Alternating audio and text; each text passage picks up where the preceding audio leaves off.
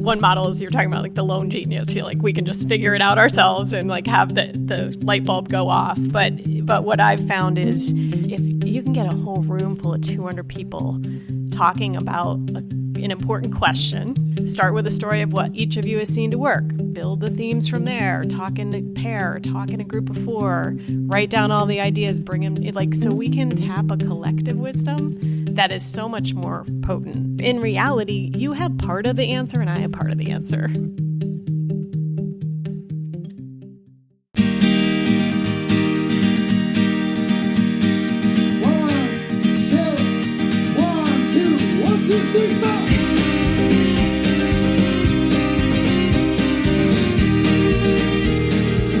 You're listening to Granite Goodness, the podcast where we interview New Hampshire people making the world a better place. Oh, Susie, where are you going now? My name is Andy DeMeo. This episode was sponsored by and recorded in Treeline Outfitters in Portsmouth, New Hampshire. Today, I'm speaking to Beth Tenner. Beth is the host of the Living Love podcast and the founder of the Kinship Hub, where she builds community, connection, and expands our shared capacity to solve big problems. We talk about social structures, learning from others, playing basketball with no rules, pirates, vulnerability, the genius of big groups, and lots of other stuff on this episode of Granite Goodness.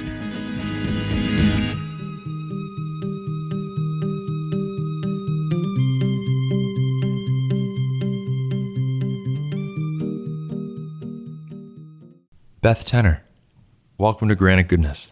Thank you. So glad to be here. I'm so glad that you're here too. We met at the New Hampshire Businesses for Social Responsibility Conference. That's right. A couple months ago. Yep. And we had a great conversation. I don't remember how I think it's like you walked up to me or I walked up to you, and we had a shared kind of desire to like go outside. Mm-hmm. I think like we were there, and it was a great, no shade to NHBSR, it was wonderful, but I remember our conversation, being around like, this is cool, but is it the best possible version of this interaction today that all these people are having, right? Like maybe we could go for a walk and talk or a little nature exploration or something. And, Yep. And then I got, talking to you and learn about all the things that you do. And, this podcast was just a nascent idea at that time. Now it's real. Mm-hmm. And I knew immediately, I said, that woman I met, Beth, she is like type 1A for, for your podcast. Ideal guests. Yeah.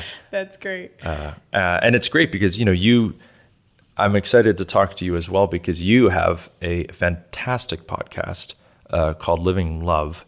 And, the fun of doing these is it's not about me, right? Like I get to highlight the guest and hear what they have to say, and that's what the viewers want. But, I have opinions on stuff, of course. So this is, I don't know if you have a similar kind of selfish impulse ever of like, I want to talk, but this is your chance, Beth. Now you get to be the guest. I've been behind the podcast mic a lot, so it will feel different today to be the guest. Yeah. So glad to be here. Yeah. Maybe let's start. Can you tell me a little bit about, this being a New Hampshire-oriented podcast? Mm-hmm. Tell me about your relationship with the state, Sure. How did you end up here? If you're from here or, where you're living or what you like about it, anything you want to share. Okay. So I moved to New Hampshire about in 2007. Uh-huh. Oh, no, 2005. So I've lived here quite a while. I moved to Exeter first, and I was originally from Connecticut, then lived in the Boston area, a little bit in Maine, and a couple years in the UK. So wow. A New England person. Yeah. And I was living in the city, but I love nature and the outdoors. So at the time, it was kind of like, well, maybe I should live much closer to the woods and go into the city periodically rather than the other way around. Right. Yeah. So that was really part of the draw. And when I moved up here, I was living in Nottingham and lived there about 7 years out near Pawtuckaway State Park, which is one of the more beautiful little gems of our community, of our state. And spent a lot of time in nature and put in kind of permaculture gardens, built a green home. Yeah. And then I eventually moved to Newmarket, and now I live in Portsmouth. Oh. So I've kind of been in this area quite a while in the Seacoast, and just love the outdoors and the scale of life here. Right. You know, yeah. People joke that my family, we call New Hampshire the Shire, right? Uh-huh. And I think there's something to that. Yeah. Right, where it's just like this quaint, idyllic small town, but everywhere in the state almost it feels that way. Yeah. Right, of like it is a small, intimate community, and everybody knows someone who knows someone who knows everybody. Yeah. Right. Yeah. And you can get things done, and like you can know people who know people who know people. Right. That scale of things for in many of the areas that you could work in here. Yeah. So, I share a little bit with the viewers, in kind of the intro, like who you are and what you do, but maybe in your own words, you could tell me about, your journey to the Kinship Hub. Sure. What is it? How to get started? What led you to that path of really orienting towards community as like the thing, right? Yeah. Well, it's been quite a journey. I would say I've always really been interested in what's happening to the earth, and then also kind of the society we were born into, just these deeper questions like, why is it so that some people have so much and some people have so little? Like these fundamental questions of how do we make the world a better place? And often at the center of that for me was the earth and the environment. So coming out of college, I spent about the first 10 years of my career working in the business world and with a big consulting firm that did corporate social responsibility, sustainability, environmental consulting. Yeah. So that was a lot of work inside companies and saying, how do you actually, there's laws and regulations and mission, and how do you get this whole complex organization to do that? Right. So that was actually great training, and I traveled a lot and saw a lot of different companies and a lot of supply chains, understanding where it all comes from. Yeah. And then for me, a big wake-up call moment was attending a conference about sustainability. Even this was way early, so it was before that was even really a word, but it was Ray Anderson of Interface Carpets and some of the really early pioneers in the work. Yeah. And it just kind of blew my mind of like, oh my God, this is actually, when you look at the big picture, what humans are doing to the planet, but also paired with we can reinvent. And so that really inspired me to work on sustainability on all dimensions of that, both the inner change and the outer change. And so I co-founded a sustainability nonprofit called Sustainable Step New England. And tried to grow that, which was not an easy path. Sure, yeah. I always joke, I'm always drawn to something before there's funding for it. Yeah.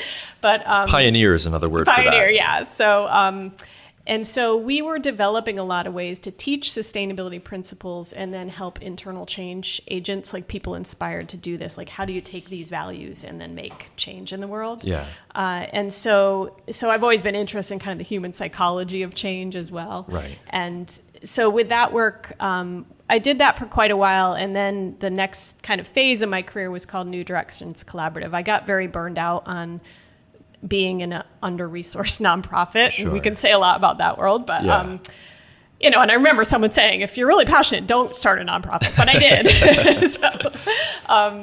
That advice is for everyone else. Yeah, right? yeah, exactly. So then I was like, I don't want to do a nonprofit anymore. I want to just like do the work, but in the simplest structure. So I created my own consulting practice. And at that point, what I really saw the need for was there's a lot of people committed to this work, and we need to better network and connect them in collaborative networks. And no one person or organization is going to make the change. We need like collaborative systems, like the Vermont Farm to Plate Network has 300 organizations all working together on a 10-year plan that's not led by one governor or one mayor. It can sustain itself. So I got really involved in collaborative network approaches, did actually a fair amount of work with Sustainability Institute at UNH. Oh, right on. Vermont, New Hampshire Farm to School and Food Alliance and Climate Action, and also got into community redevelopment, racial equity work.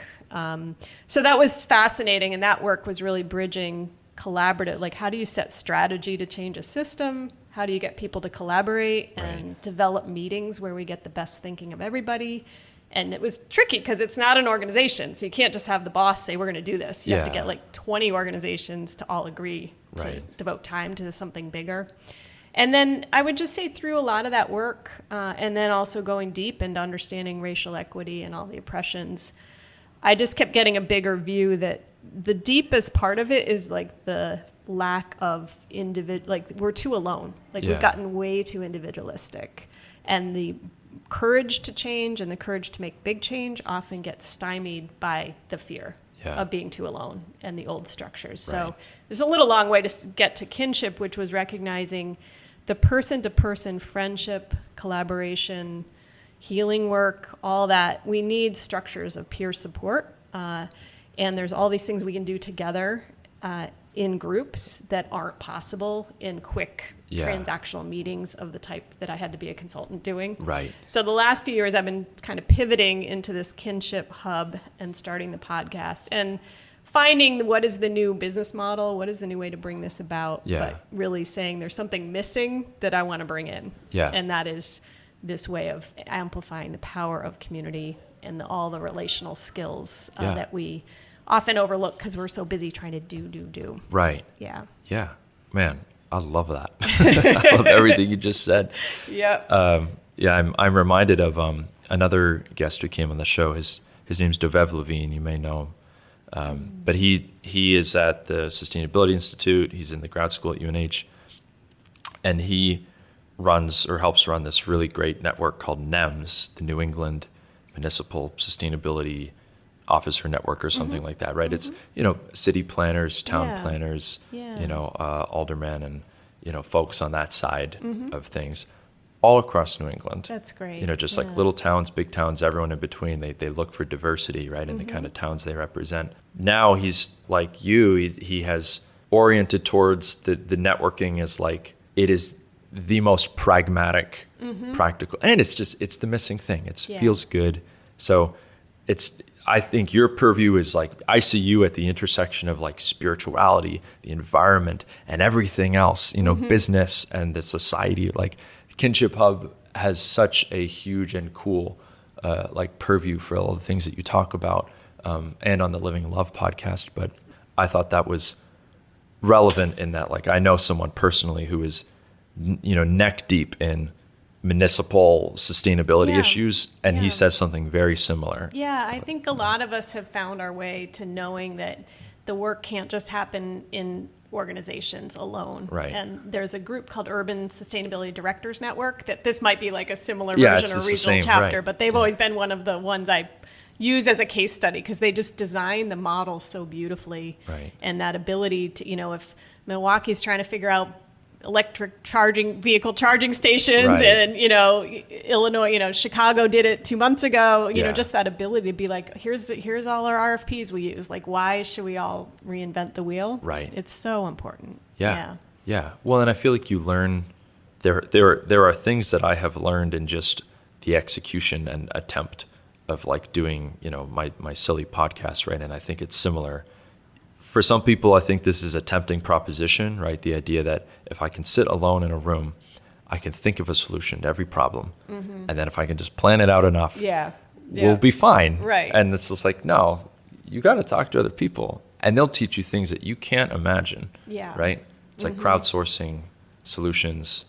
That I feel like is the beauty of community, right? Yeah. Learning from others. And what I get excited about is that it's like one model is you're talking about like the lone genius. Like we can just figure it out ourselves and like have the light bulb go off. But what I've found is like if I'm getting a whole network together, if you can get a whole room full of 200 people talking about an important question, right? Like what would be the most effective way to engage consumers in going to green power? Right. Start with a story of what each of you has seen to work. Build the themes from there, talk in a pair, talk in a group of 4, write down all the ideas, bring in, like, so we can tap a collective wisdom that is so much more potent. And that in reality, you have part of the answer and I have part of the answer. Right. And something when we actually just get into a space of not having to be judgmental or you're the expert and I'm inferior, superior, like we're actually all saying we are going to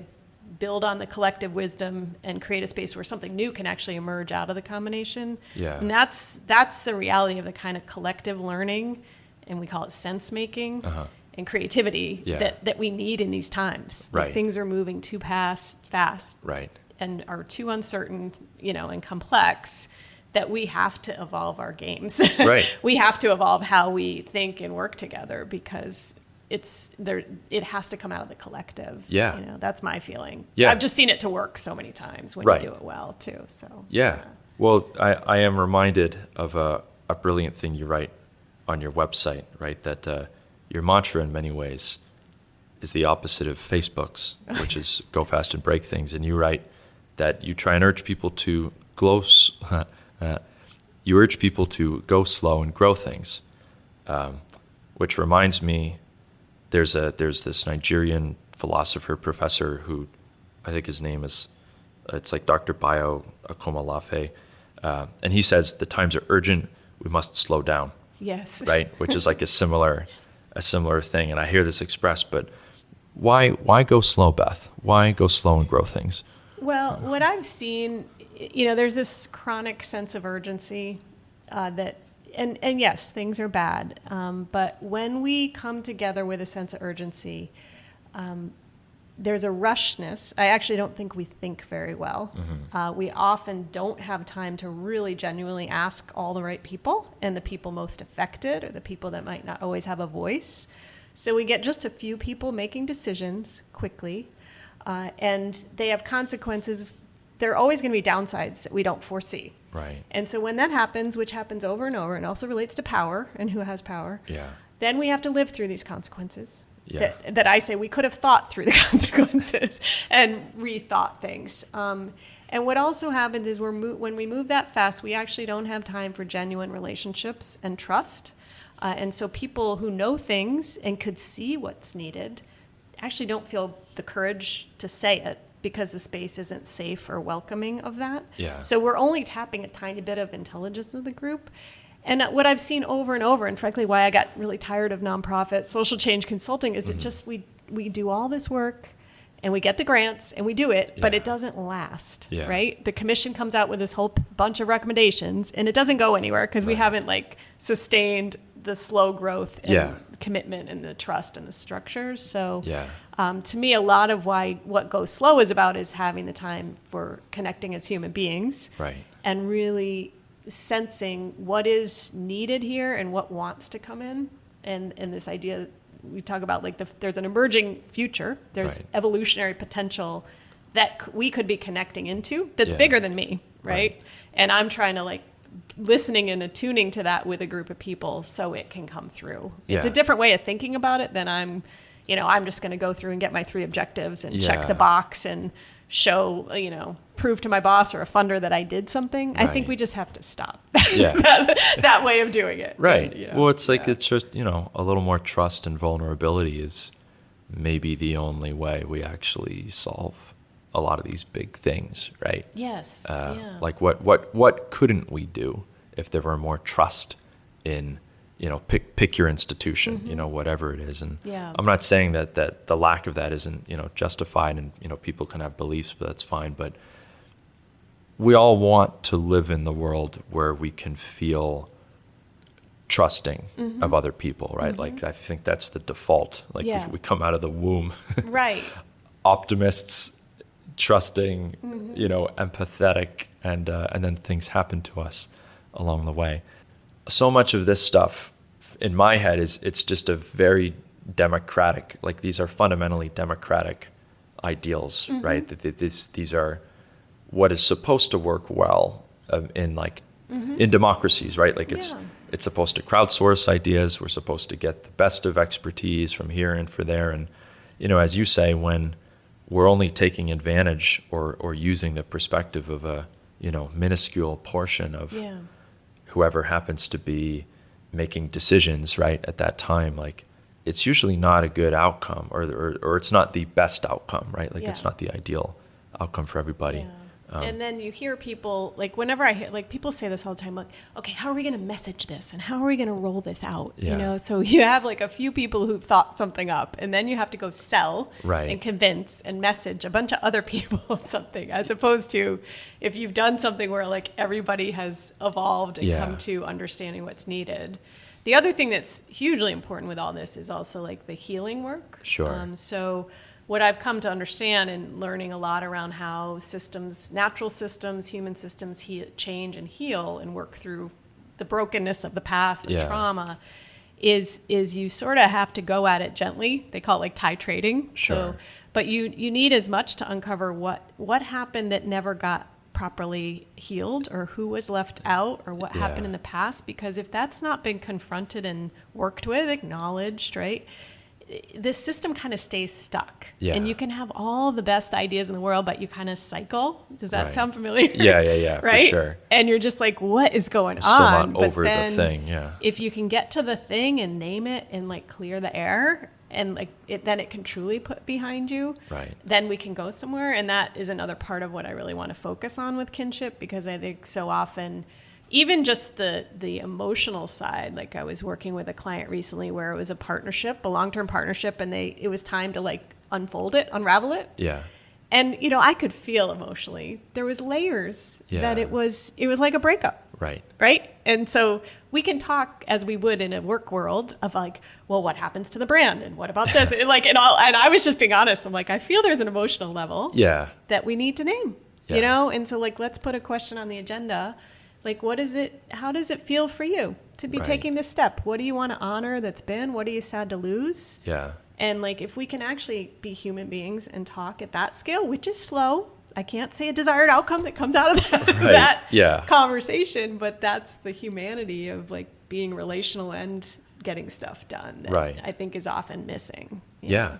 Yeah. Or even, as you say, like the human capacity to just be okay saying goodbye to something, right? Like Right. I think that there is, certainly in the business world, or, you know, the weird cultural exoskeleton that is like corporate culture, there is this, you know, there's some things that are like positive, like it's a kind of like toxic positivity, or whether it's like, oh no, we can't ever acknowledge that this thing could end Yeah. or die or Right. change, right? It's like, no, we're all gonna live forever, You're so right. happy I and know. perfect and stagnant, right? Like, Right. which is the thing they don't acknowledge. And Yeah. you know, I was talking the other day, I remember, I think it was here at like the thing the other night. I was saying goodbye to somebody, and it was like, I think I'm going to see you again, but I don't know. Yeah, You know, and we yeah. just had this funny little moment of like, that's okay. Mm-hmm. Goodbye. Yeah. I really wish you well, you know, Mm-hmm. and like that. And I think that's unusual. Like that is an unusual Mm-hmm. Yeah. approach, you know, Yeah. for all the like the cultural programming we're given to be like, actually, okay, I might never see you again. Yeah. We'll name that. Right. Okay. Yeah. We'll name that. We'll give it space, you know, emotionally and spiritually, and like that actually matters, and I think is healthier than, oh no, we'll stay in touch. Yeah. You know, like, come on. It's like, do you really mean that? Yeah. You know, Yeah. it's weird. Let's be genuine. Yeah. Right. Yeah. The other thing I like about what you just said is, you know, focusing on hurt, right? Like addressing harm or something bad that's happened to a place or people, an environment, et cetera, right? That I think is smart, because it's all this is so counterintuitive because of like the cultural stuff that we're given. There's such an emphasis, as you say, to be like, go, forward thinking, future looking all the Yeah. time. But for you to come in and say, actually, we should give space for things that have happened in the past, and actually focusing on them for a little bit, maybe even a lot of it, you might be surprised at how, you know, ready people are to move on like future stuff or getting things going. Like, Yeah. you don't know what's holding you back, you know? Yeah. I don't think that's an intuitive thing. No, for a it's lot an of avoided people. thing often. It's Yeah. like, you know, I'm always actually infuriated what happens when new leaders come in to organizations. You see it as a mayor or a new university, but, you know, they'll Yeah. just be like, you've hired me, I'm going forward. And there could have been Right. like 4 years of incredibly good work by Yeah. a bunch of people on something. And they're like, well, that was the past person's, I'm going to walk away from it. Like we Yeah. do that kind of thing a lot, but also there's an ignorance. Like I think of it as ruts in the road. So like, say there's a long grain pattern of this department not being listened to. Right. And they're so pissed. And then this, you know, like, Right. and you It just walk in compounds, there yeah. and you just, you know, it's sort of the naivete of the change agent who Right. doesn't it's like missionaries. Like you have no idea the culture, you have no idea the ruts in the road Yeah. that you're tripping over. That if you could really take the care to understand and acknowledge what was hard about that. Right. Then you can actually move forward. But if you don't acknowledge it, it's like the elephant in the room. It's something going on, where you try your best thing and it goes sideways, right? Yeah. We've all had these things. Right. Maybe I'll tell a story. Yeah, please. I always remember the story when this is what happens in organizations, I think, in communities. Like I was working in it as a consultant, and in some of my environmental audits, like we would go in and interview people at all different levels. Mm-hmm. And so you start hearing the patterns of what's working, what's not. And so Right. in this case, I think it was a chemical company. So they had to produce a certain amount of chemicals every day. Yeah.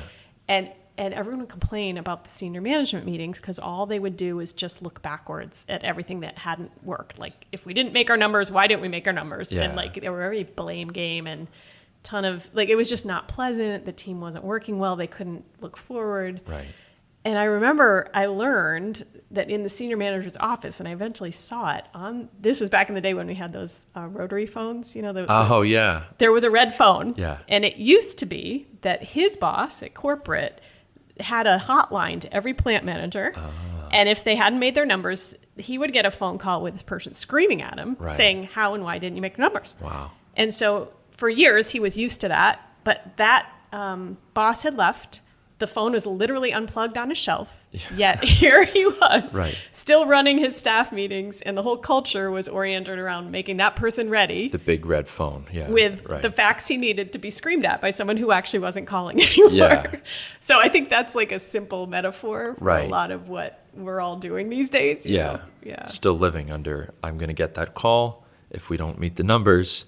So you gotta tell me what's going on right now. So that capacity to be able, and this is where, the heart of what I do is facilitation. Right. And I feel like that's a skill that we need a lot of people to learn. But how do you help a group sit together and say, what do we need to let go? Why we're doing this? Is that something we can let go? What would the positive practice look like that we could adopt? Right. What's it going to look like when we fall into the old pattern? Yeah. What are the red flags? How can we have honest conversations that we're going to move and start acting this way together? You know, but often we don't spend the time to do that. So we're just kind of caught in these old patterns that aren't healthy. Yeah. Well, Yeah. I was listening to a great episode on your podcast, Living Love. I don't want to mispronounce Rosa. Yeah. was her name? Rosa Zubizarreta. Yeah, she was great, and you were talking about in Austria they had this successful model of they'll pick citizens in a lottery at random to like get together and get educated on some complex topic affecting their state or municipality and the nation even, and like this works really, really well because they are intentional about how they facilitate. Yeah, they're like a jury. Right. It's like their jury duty, their citizen jury to like work on a complex topic together. Yeah. It's a great idea. It's brilliant. And something that she said that I thought was just so, what you shared just now, this idea that, conflict is inevitable. It's gonna happen. Mm-hmm. We like to live in the fantasy land, I think sometimes, where there's that weird kind of corporate, no. There's no conflict. There will never be conflict, right? But it's gonna happen. Yes, So it it's will. planning for that. Mm-hmm. That's what you want. Like, do you think about this a lot? Like, Yeah. is that how you is that an appropriate way to frame? Well, it's it's planning, but it's really about building the skills for it. Yeah. So learning how to really listen to each other. So I teach listening workshops. I teach skills in asking good open questions that what you want to do is take yourself out of either or. Right. And so there's also this great method called polarities where you're like, this is a tension between two things, Yeah. And then there's upsides and downsides to each end of it. So let's be really controlled and predictable, and let's be fluid and flexible. Yeah. And you see that as two arrows, right? Right. And then you have upsides and downsides to both. So neither of you is right or wrong. We're both Yeah. just feeling that, how do we get the upsides of both? Right. So learning methods, there's also like thinking about our thinking. So there's like a whole lot of methods that I think if you really want to be ready for conflict, you work on building the muscles for it Yeah. and creating the spaces. That's what Rosa was talking about is, Sure. there's a conflict resolution team or person that you can go to Right. when something hits. So it's not like the two people in the mess Yeah. are trying to figure it out. You get someone who's not in the, someone on the shore who's Impartial, stable right, and yeah. not in it, Yeah. to help us work with it. And so There's also a level that I've come to understand with conflict, because we have like the kind of white European dominant Sure. culture is pretty conflict avoidant. Yeah. I think a lot of people, it gets very uncomfortable quickly Right. when it happens. And looking at the lens of the history of trauma and what's happened, Yeah. I've come to understand that in part and been more compassionate about it is if you've been in places where there's a lot of violence or broken homes or wars or Right. oppressive contexts, which most of our ancestors lived through, Yeah. whoever you are, Right. right? Then sometimes the safest thing, like I think as a woman, Right. like a strong woman speaking up to a man, right? Or an oppressive force, like Yeah. that would be suicide. The health and well-being of myself and my children would not do well Right. if I spoke up and leaned into conflict, Right. right? Yeah. Like we always say, speak truth to power. Like Well, it's actually there's a reason dangerous people thing. don't. Yeah. But there's good reason, Yeah. right? And so there's a way, like if I wanted me and my kids to live, I Right. would learn very early just to keep quiet Yeah. and avoid the conflict and forget the past and look to the future. You can see Right. it's a survival tactic Yeah. to live through some pretty harsh conditions. So I think that's all really true. It gives us more compassion around it, but it also is like we've learned if we don't confront conflict, it goes underground, Right. and we're not our full selves. Like, Yeah. and no one's got the full information. You're like, something's going on here. I can't feel what it is, but Right. everyone's a little checked out, or Yeah. whatever it is. So I think Rose's working on conflict and rebuilding our muscles for it is really important. Yeah. I had another interview. The woman named Sarah Palermo. She's with this great organization called New Hampshire Legal Aid, and she was telling me some work they did with some refugees from Bhutan, and so much of Sarah's work is educating and helping people about the legal rights they do have, right? It's not even so much that like the laws need to change necessarily all the time, although, they'd like to see some of that for sure. But it's just, hey, you have rights as a citizen, as an American citizen. You can take advantage of them. Here's how we'll help you. And to this particular group of refugees, this was a pretty new idea to them, apparently. And it was like, these people are coming from a time and a place where might makes right was the absolute truth. And it was a bit of like an adjustment and, a kind of unusual, like new awareness to be like, wait, what do you mean we can speak truth to power? Like we can go into a courtroom and make our case about, why we have a right to be here or, this or that. And we're not going to be killed for that or something like. So it is absolutely a thing that, particularly when there's an experience of, trauma on like a personal level or a cultural or societal level, right? Something like to make space for that and to let people kind of feel their way over to, I can express myself, or we can disagree, or we can talk about big problems together without, wanting to implode, as is the European way, or run away, or run away, split right? apart. Yeah. It's a good example of it. Well, it's just, it certainly made me appreciate, for all of our issues here in the United States, it's easy to forget, we have opportunities that not everybody has, right? And that's we have it's working a institutions. blessing, right? Yeah. Yeah, that's true. Gosh. Well, so you touched on a thing as well that I want to follow up on. You have all these great quotes on your website, by the way. Like it's clearly very thoughtfully done, and I was like really enjoying reading it. You wrote that, during your career, you've seen examples of how, quote, genuine participation enables the best thinking of the group to emerge and grows their shared willingness to act, and that you've seen examples of that. Tell me a little more about that. Like you wrote that sentence. I mean, you've kind of shared some of that already, but that's a thing I think is really interesting. I want to dig into it. I can give you maybe a couple examples. One I'll share, we met at New Hampshire Business for Social Responsibility, and I've worked with that organization for many years, facilitating and helping with strategy and different programs. And I I would say when Molly Hodgson, are you having her on the podcast? Or? I'd like to. Yeah. I'll take anyone. Yeah, she'd be great. She's with Good Work now, but Molly was the executive director, and it was just changing over to Michelle Vesey, who currently is the ED. Yeah. And so they had a conference of, 200 people up at the Grapponi Center. Yeah. And so I worked with them to host a dialogue instead of doing a keynote where most of the room is listening for 45 minutes. Right.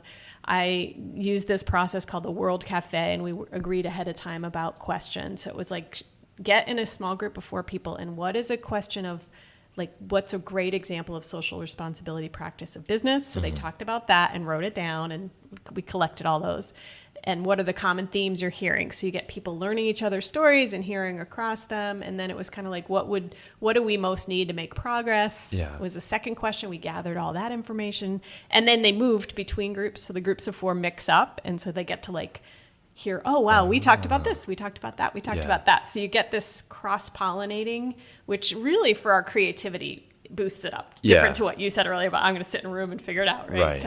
So then you've like had like all these different conversations and things are cooking. And then I think we did a third round of like, what would be the most valuable thing that this association of businesses could do together that you can't do alone? So powerful question, good setting for their thinking, and then gathered up that. And then I took all those notes. So that was the end of the session. And even that alone was really valuable because not only are we getting the information, but everybody in that room got what they needed. Like they all heard a bunch of stories. They all met people, had a meaningful connection. They could then go talk at the coffee hour, not just, hey, who are you? Where do you work? You know, it was like, we're talking about real things. And then I distilled all that into a very clear set of notes, which Michelle then came in as the new ED. And so we had like this input of 200 people. Yeah.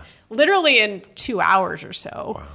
And she's like, that write-up, she used for like 8 years. Wow. Because it was such a clear distillation of like really good thinking. Yeah. You know, so to me, that's like an example of that it's possible to get the people themselves thinking and working on it. And then I would say a second one is there's a conference that I've helped organize with Green Acre, which is a local place in Elliott, Maine. A remarkable place. It's the Baha'i Learning Center. Right. Baha'i is a religion all about the oneness of humanity.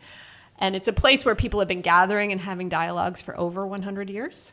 It's quite a local resource. That's Beautiful quite place. an achievement. Yeah, founded by a woman visionary, Sarah Farmer, over 100 years ago. Wow. It's quite a spot. So I have a role there called Community Artist in Residence. That's cool. It's so cool. I love being a community artist. So, but we've done a conference called Sea Change. And in that case, each day we have one day with one question. And so we'll have a panel of, we call it a fire starter panel. So different people each share a story and some ideas to get us thinking. And then we get the whole room talking about it and coming up with ideas. And so there's just, to me, those both embody that there's so much we could all contribute. And then when I talk to you, something you say sparks me and I'm learning. And so you're just activating a whole community to be learning as opposed to just having like one speaker or a few people deciding. Yeah.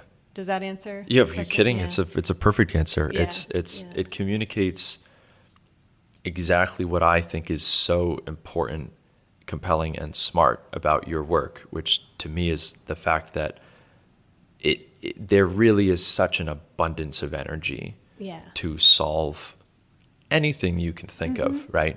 But the way that we're channeling it right now, better maybe today than the past. Like you could have a whole conversation about that, but you know, the way that all that energy is being channeled is not optimal. No, certainly not. It often divides us. Right. We're more divided at the end of spending time in debating something. Exactly right. It makes no sense, and it's such a shame because like there is this fallacy that you know there's a shortage of not just resources. I mean you maybe issue to issue you could quibble with that, but really on the whole, we have the ideas. We know how to build the wealth. We know how to build all the connect. Like we can do anything that we really want. Yeah. And I think you're right in identifying so often the impediment is just, I mean, it's simple, but it's not because, you've built your whole career identifying like this is a real problem. But the impediment is, are we just not talking to each other in the right way? Are we not interacting in the right way? And like, it's sad because it feels so avoidable, but it's also uplifting, right? Because it's like, whoa, man, a little vulnerability, a little intentionality in how we build community and talk to each other, that actually goes a long way, it right? really does. And you're like a scientist on this. Like, it's so cool. Well, I know. Community artist in residence. Yeah, I mean, I do love to like say what are the ingredients that creates a space where people can open up Right. and show up. And so I've sort of honed and practiced, to the level of just something as simple as, like, one of my mantras is, if you're designing a meeting, like, connection before content. So you don't just start the meeting, hey, what happened to, it's just like, okay, how are you, or if it's even 10 or 12 people, we'll just go around, say the person's name, Right. Robert, Julie, Yeah. you just repeat it back, and it's like warmth, fun, or a personal story, quick for everyone. It makes a remarkable difference, Yeah. just to remind ourselves, oh yeah, we're human beings. Right. We're not just, so there's a whole lot of things that if you do these things right, what I've found is over time, people will open into it very quickly. Yeah.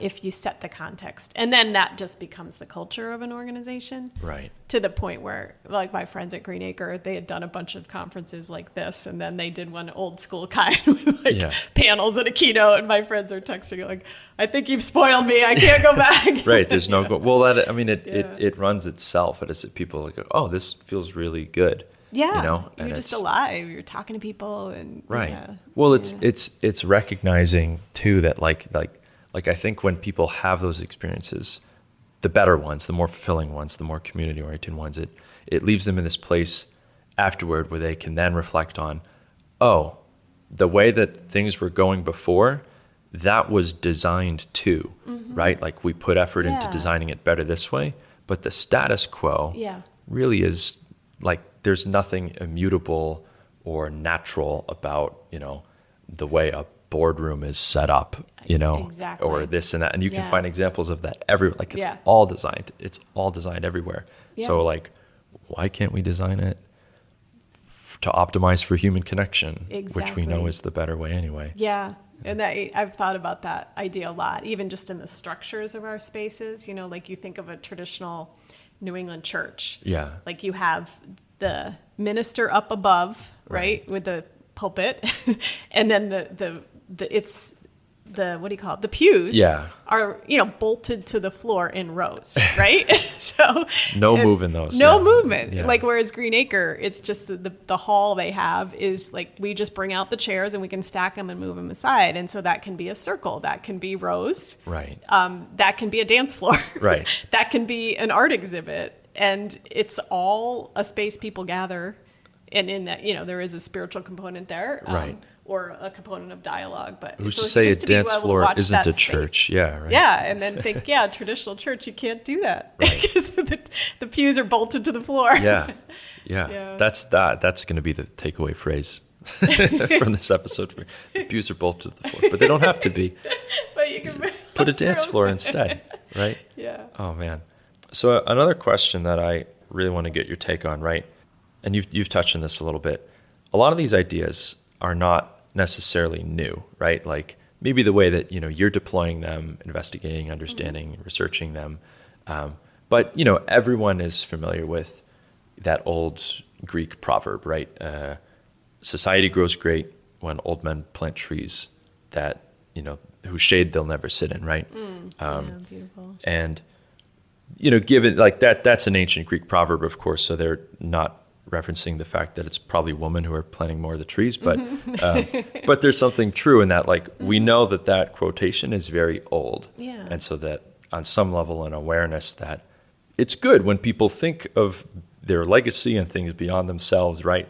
Like, that idea has been around in different cultures. So, are there examples from other cultures or times in history or places that like ever come to mind for you of, do you ever draw on historical examples or different contexts? Like, Oh, yeah. I'd love to hear you talk about some of that. That's a great question. I've really been, in the last, 5 or 6 years, drawing, just moving beyond Western civilization and white culture to say, wait a minute. Leaving it behind, yeah. Just to be like part of what it's about. Like, I grew up in a white, suburb where it was like, Right. I went to the best schools and I worked for this prestigious firm Yeah. and that was the best firm and I went to a really good college and I was always told that And I that's was your like identity, the right? best, Yeah. the best of the best. Yeah. And, this society is the most evolved civilization, all this. And to me, that makes us absolutely blind Right. to the fact that there's many other civilizations that held all kinds of practices, and particularly indigenous ones. So I've been really learning a lot around some of the day-to-day indigenous practices and the even just like the relational approach, where you're doing I did a morning practice for quite a while that I learned from Diane Longboat, who's a Mohawk spiritual leader and real leader in Canada. Yeah. Where you get up at sunrise and you're just greeting the sun and you're honoring all your relations. Right. And you do that every morning for I did it for a year over Yeah. here. Yeah. But it reshifted my brain to like, oh yeah, I am part of something bigger. Yeah. And I have all kinds of relationships in every direction. And actually the culture I'm in got way too much on one side of our brain Yeah. and lost that. And so there's a lot around relational governance in indigenous systems that holds a lot that I think is important for us to look at. And there's a great book called The Dawn of Everything. And Someone else has mentioned this. oh book my God, on this it'll podcast. blow you away.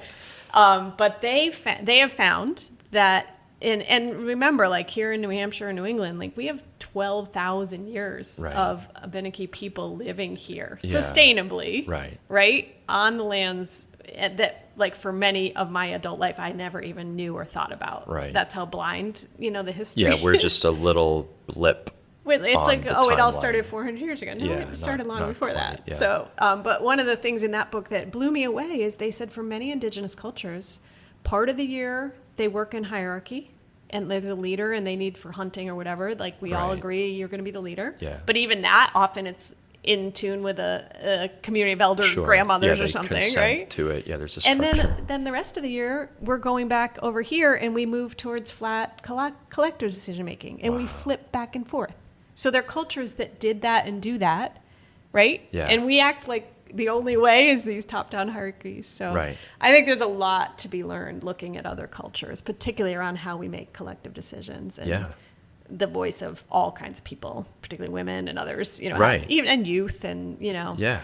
there's so in circle process where you sit in a circle. That's one that I've learned and used quite a bit in our work. So there's so many more ways we could be deciding together. Right. Yeah. Yeah. Or what's not to love about the fluidity of that? Mm-hmm. Like what does that say? I think it says a lot. That's really good. Obviously, about saying, hey, we can put you into, this person is given a leadership role, but it doesn't mean they're better than everyone else Yeah. all the time. We can recognize that this is a good tool to deploy to organize people for the hunt to get Yeah. food. Yeah. And then when we're back in, they're like our normal community, it's like, all right, now what's the best way to, coexist in this structure, Yeah. right? Like, and being able to change and not be so wedded to what is my status right now is, I don't know. I think we could learn a little bit from that too. Yeah, think how it keeps the ego in check. Right. Like, you're still you. You have a leadership role and you're you. Yeah. Like those are two different things. Right now in our life, those get way too blended. Right. Like my whole identity is that I'm a vice president of, right? Right. Yeah. Talking to Daglin, the mayor, earlier, he said something similar. It's that he likes to think of. He said that the only way that he can I don't know, not get through the day, but like when people criticize the government or the governmental structures, he's like, I'm me, and I'm occupying this office. That's a great right. way to do it. It's not a reflection. Like I am not the mayor. I am the mayor right now. Yes. Right. And there's a difference between that and, so I'd like to think that there's particularly in a democracy, right, where we elect people temporarily on purpose and then they leave and they step down and someone else Yeah. takes it. Like there's something there to the fluidity and the change of Yeah. different people, different ideas. Yeah.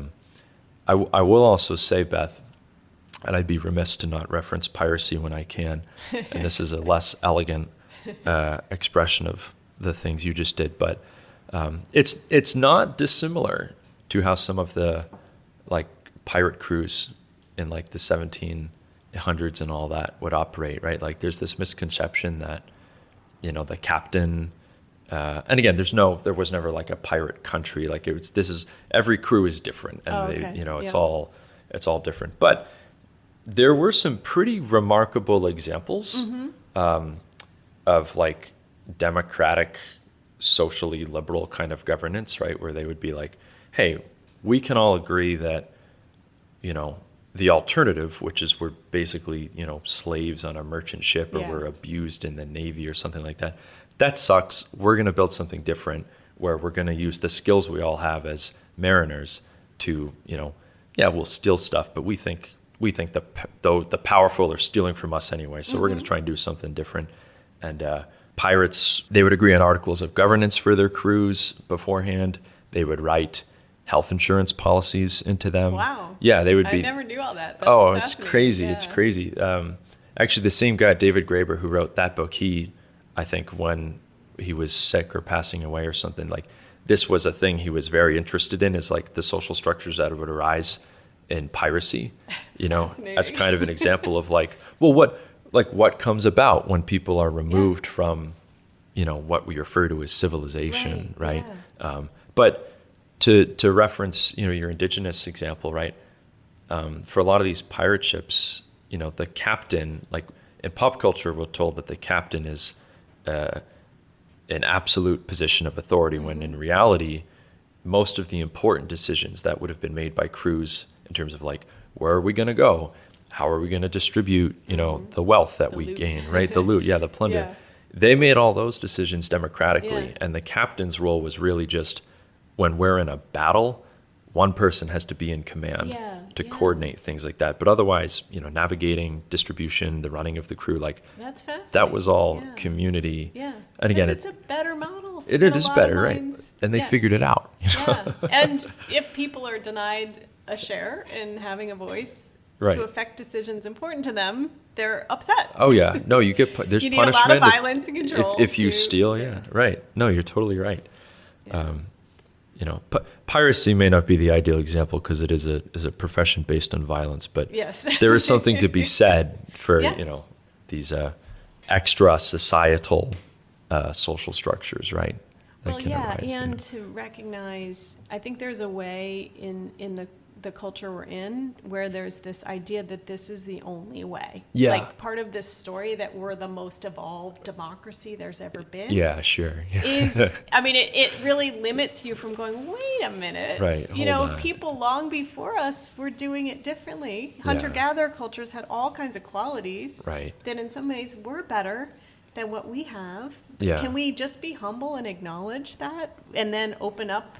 I always like to think of, can we get more towards 360 degrees of possibility? Yeah. As opposed to like, we can only have this or not, this Right. or that. Yeah. You know, it's like, no, there's all kinds of combinations.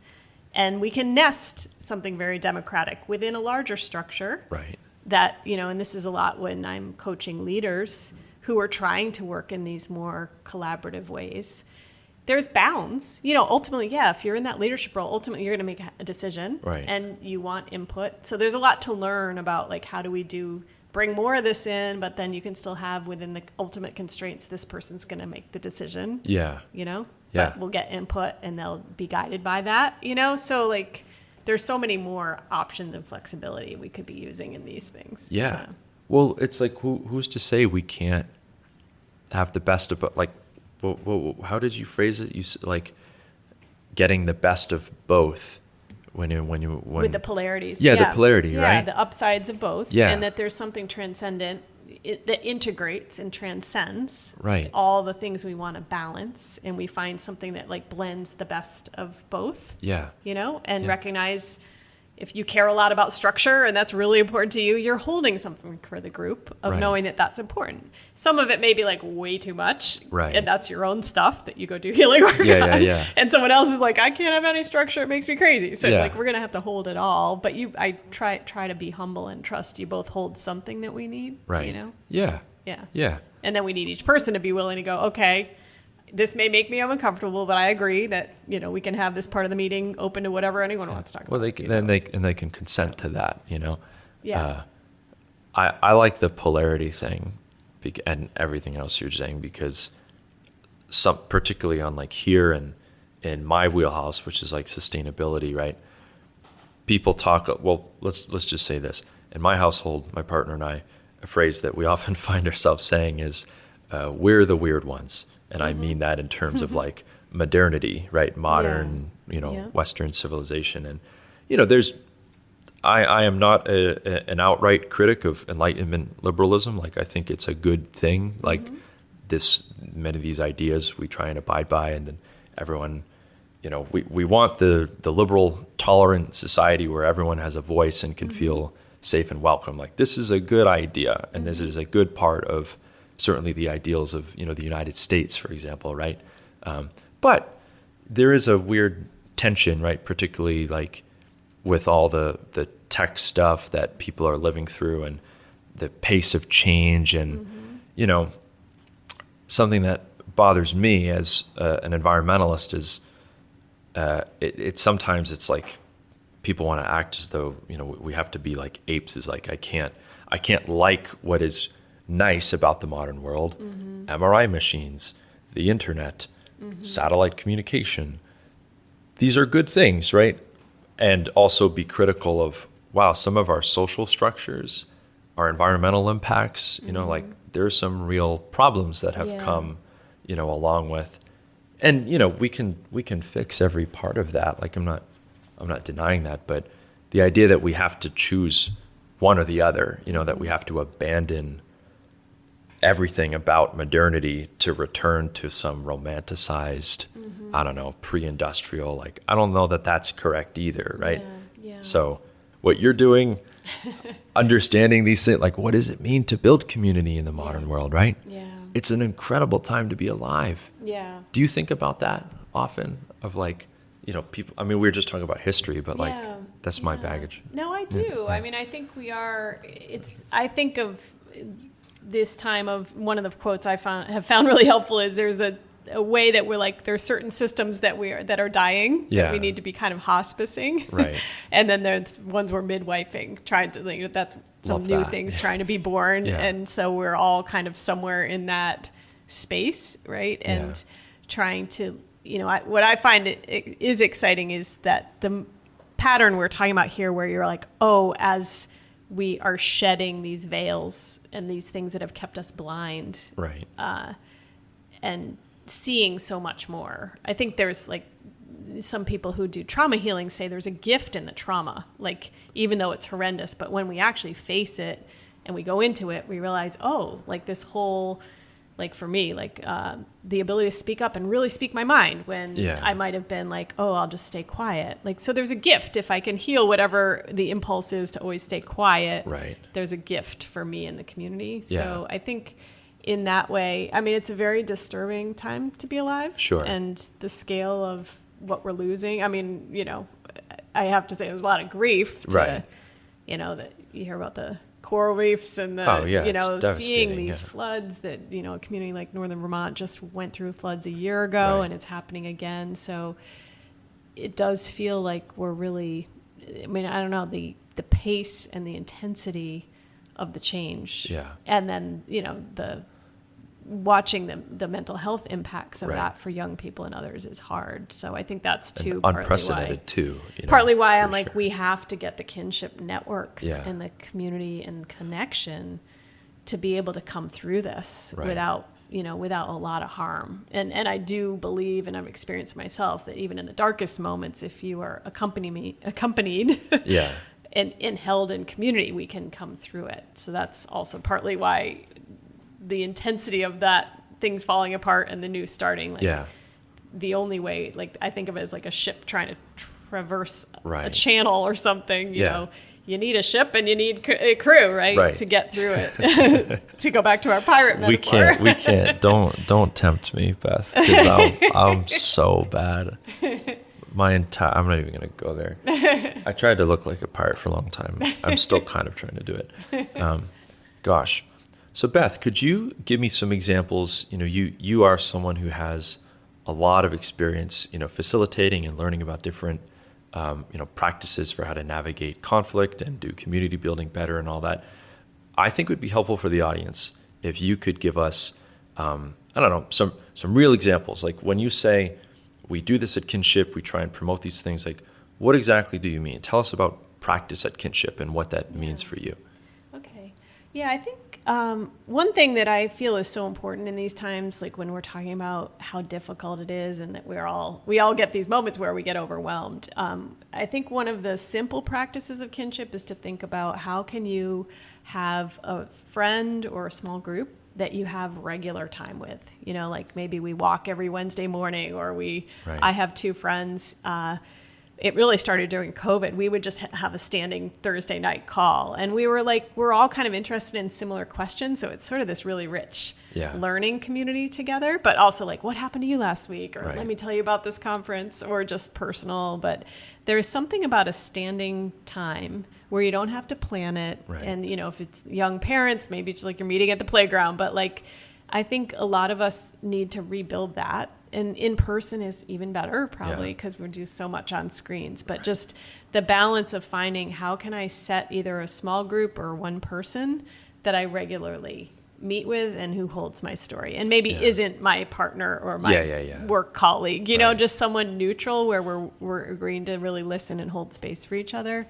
Like as a simple kinship practice, I think that for a lot of us could add a lot into our lives. Yeah. Well, I mean, I'll give you an example. My wife and I moved to a new town last summer. You know, we moved from the Seacoast area up to Tamworth, New Hampshire, and it's been great.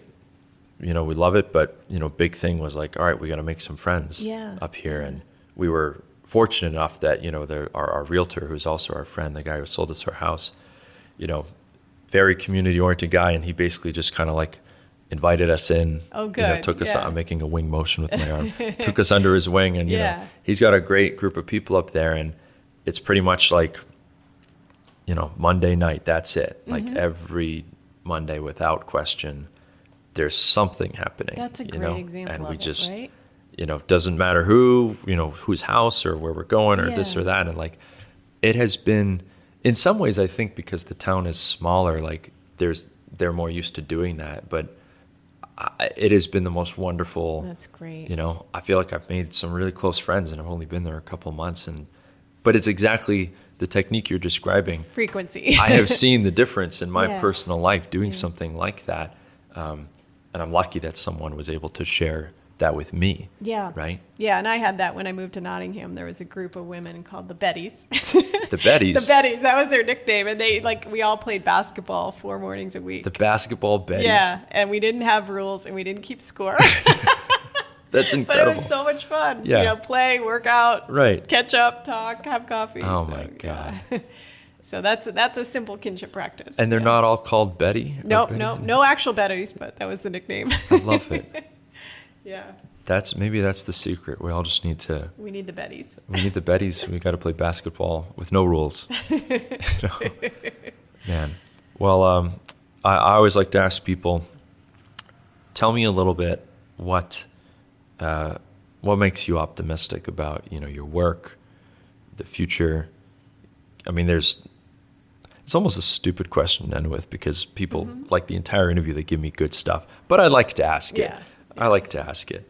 Yeah. I would say the word co-arising. Yeah. So this idea, I see it a lot, you know, that I talked yesterday to someone who's starting, you know, beloved community circles. And, you know, he tells me the whole model. I'm like, that's the same model I have on my website. Right. You know, like you just start to see the same ideas and the same impulses and the same healing movements are arising all over the world. So I guess that gives me a lot of hope, you know, and that I just kind of keep reminding myself there is so much unfolding that I can't see. Right. So I really try and stay in faith and not get too swept up in, you know, I see some things happening, but there's a lot I don't see. Right. Yeah. Well, you are a perfect example of the Granite Goodness ethos. You know, we get people together who are doing that stuff and curate them in one nice feed for everybody. Well, I really appreciate you doing this, and I'm very honored to be part of the Granite Goodness lineup. You're and perfect. I look forward to meeting other Granite do-gooders. Yeah. Maybe you'll bring us all together sometime. We should do that. It'd be fun to do like a summit, or that's a bit of a overly formal word. You'll give me the right language Yeah. to use, Do a and convergence. you'll help me put it together. I'll help you frame it. Of course, it'll be perfect. Well, thank you so much. Yeah, thank you so much, Beth, and looking forward to chatting with you some more. Hey there. Thanks for spending some time with us, and I hope you enjoyed the conversation. You can learn more about today's guest and how to get involved with or support their work in the show notes. If you would like to suggest a guest for the show or have any story tips for our Positive News in New Hampshire newsletter, shoot me a message at hello@granitegoodness.com. Music for this episode was provided by the band Sneaky Miles, who hail from Newmarket, New Hampshire. This podcast is sponsored by Treeline Outfitters in Portsmouth, New Hampshire. Until next time, I'm the creator of Granite Goodness and the host of the Granite Goodness podcast, Andy DeMeo. Thanks for listening.